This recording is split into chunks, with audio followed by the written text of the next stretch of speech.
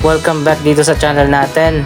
Andito tayo ngayon sa May Rojas Boulevard at tingnan natin ang latest na update sa ginagawang bagong promenade project ng MMDA.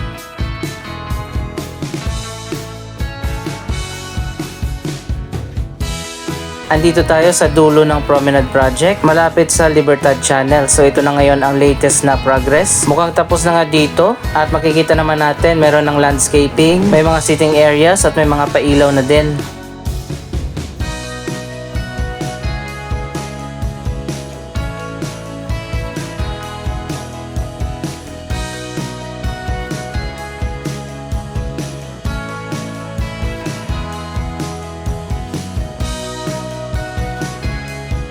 Ang Rojas Boulevard Promenade Park ay isang proyekto ng MMDA na itinayo dito sa ibabaw ng isang man-made canal na boundary ng mga reclamation projects at labasan ng mga drainage papunta sa Manila Bay.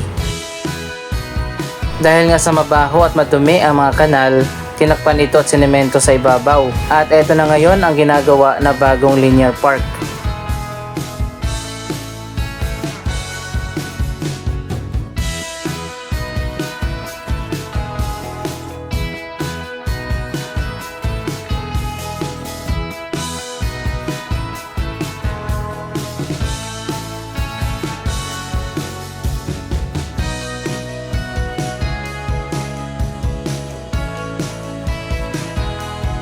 Nasa 800 meters ang kabuuang lawak nito mula dito sa may Libertad Channel hanggang doon sa may EDSA Extension malapit sa Heritage Hotel.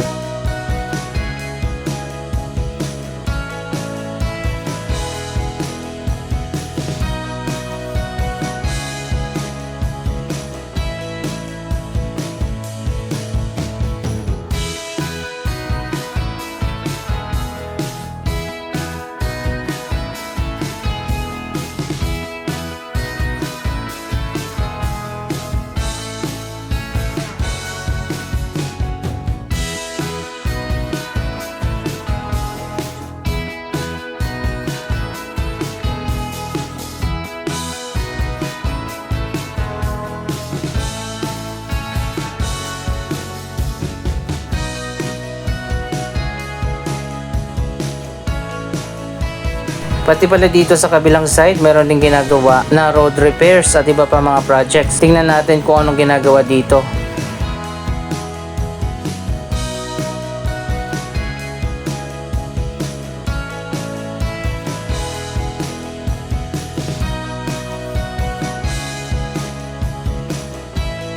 So ayun guys, hanggang sa ngayon hindi pa natin alam kung ano yung gagawin dito.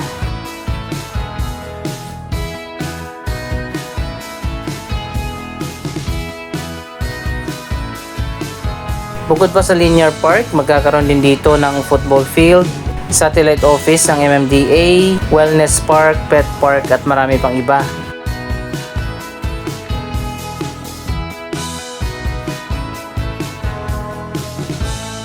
So ayan guys, ito na yung up close na kuha natin dito sa mga pailaw.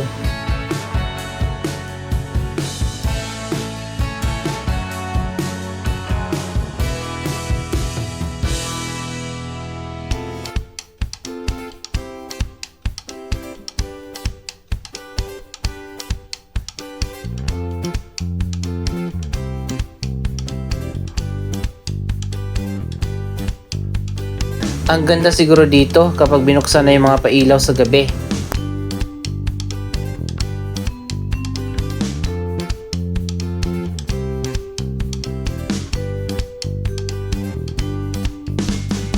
Dito naman sa walking path, meron ding iba't ibang mga design.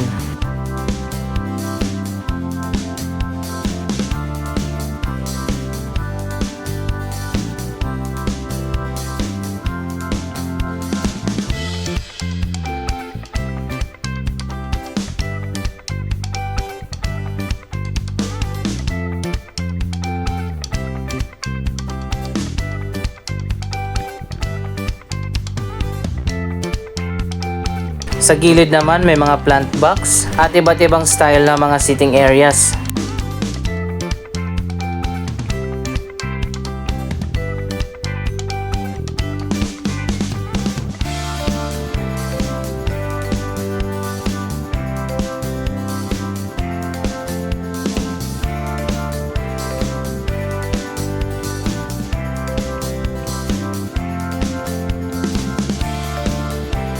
Ang Rojas Boulevard Promenade ay nasa gilid ng Metro Park na development ng federal land.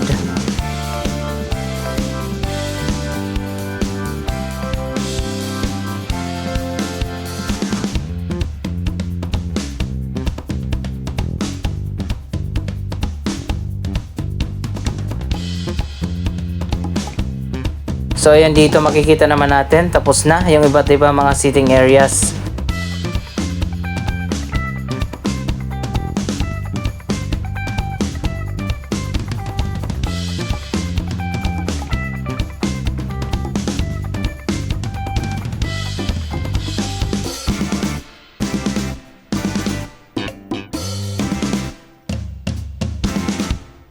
Iba't ibang style din ng mga pailaw ang makikita natin dito. Merong para mga light stick at merong parang bilog na nasa ground. Hindi ko alam kung ano ang eksaktong tawag sa mga pailaw na ito.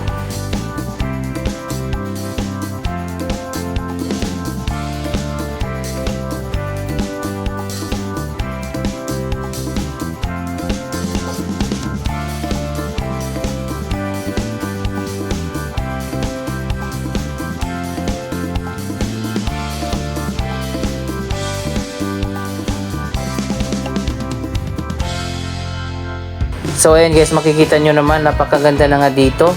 At ang sarap na sana mamasyal kaso sarado pa ito at hindi pa bukas sa publiko.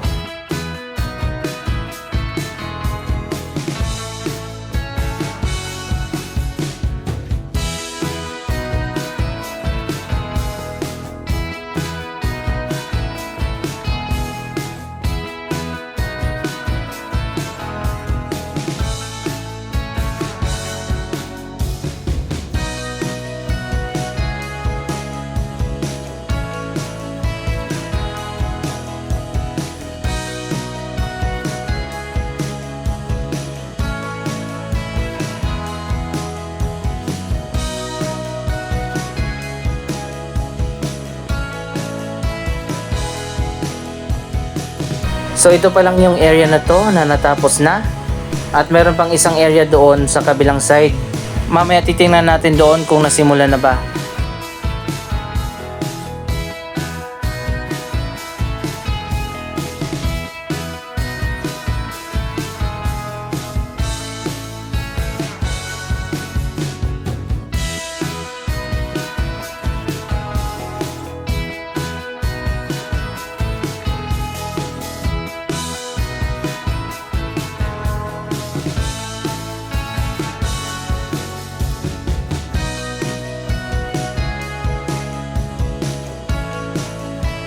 Andito na tayo sa dulo ng unang segment ng park.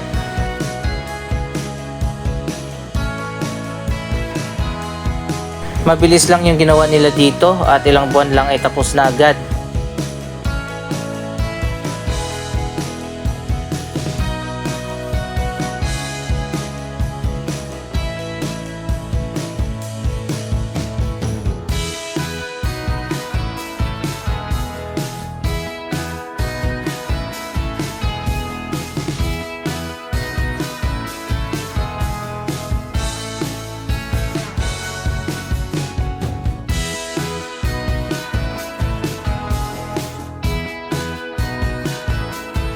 Ito na yung magiging daanan na papasok sa park. Sana matapos na ito at buksan na sa publiko. Sa tingin ko dapat magkaroon din dito ng mga shaded area kasi mainit dito kapag tanghali at wala kang masisilungan. Pero okay na rin yan para hindi gawing tambayan at walking park lang talaga siya na papasyal ka lang at dadaan. Pwede rin dito mag-jogging o di kaya mag-bike.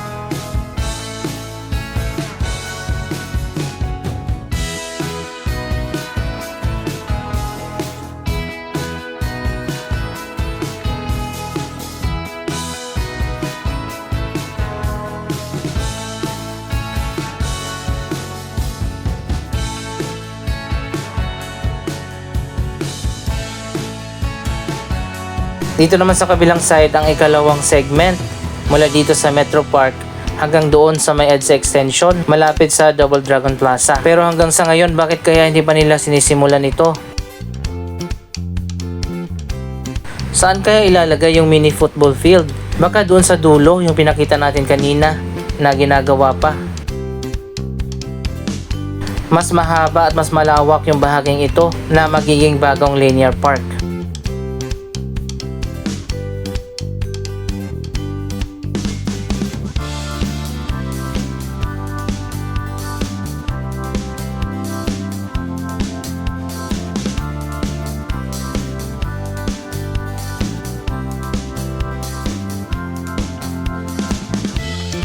Katabi ng ginagawang linear park ang Metro Park, isang development ng federal land kung saan meron dito mga residential condominiums, commercial complex, office buildings, shopping mall at marami pang iba.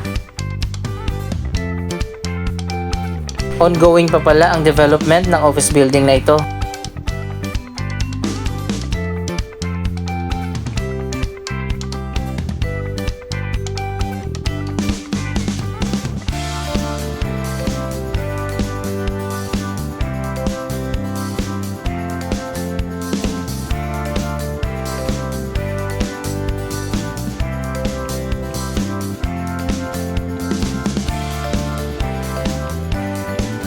Magtatayo pa dito ng mga bagong residential condominium.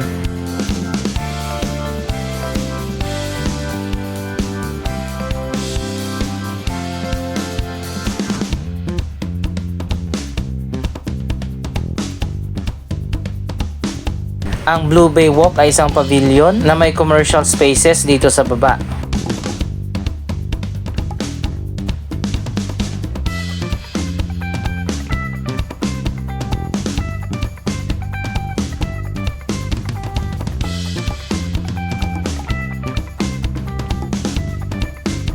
Dito naman sa gitna ang malawak na park.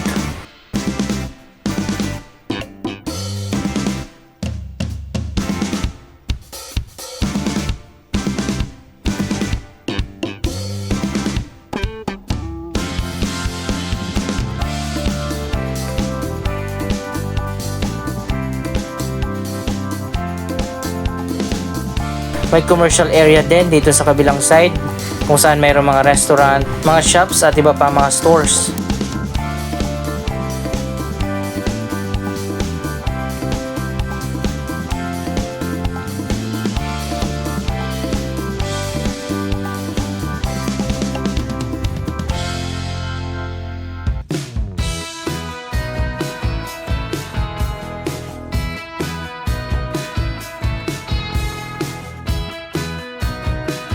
Masarap mamasyal dito sa Metro Park, mahangin, maliwalas at hindi masyadong crowded.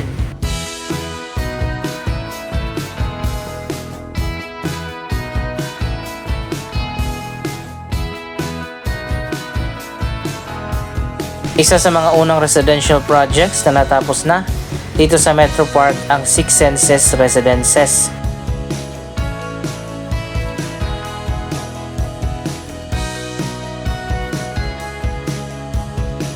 Malaki sana yung potential ng Metro Park. Kaso nga lang medyo tago siya kaya hindi masyadong alam ng mga tao na merong malawak na park dito na may commercial areas.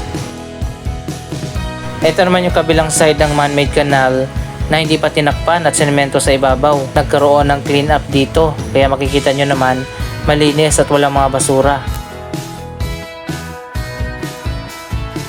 Nakaplano na rin na tatakpan yan at sementoin sa ibabaw at gawing linear park na magiging phase 2 ng Rojas Boulevard Promenade. Pero matagal pa yan at hindi pa sa ngayon.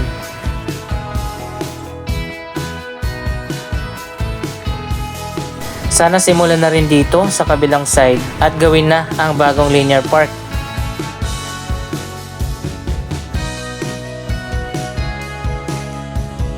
Kapag nagawa na yung park dito at natapos na, pwede na tayong maglakad mula dito sa may EDSA extension hanggang doon sa may Libertad Channel. Anong masasabi nyo sa progress ng proyektong ito? Mag-comment lamang dyan sa baba ng inyong mga reaksyon. Maraming salamat sa inyong panonood. Don't forget to like, share, comment at subscribe. Thank you for watching.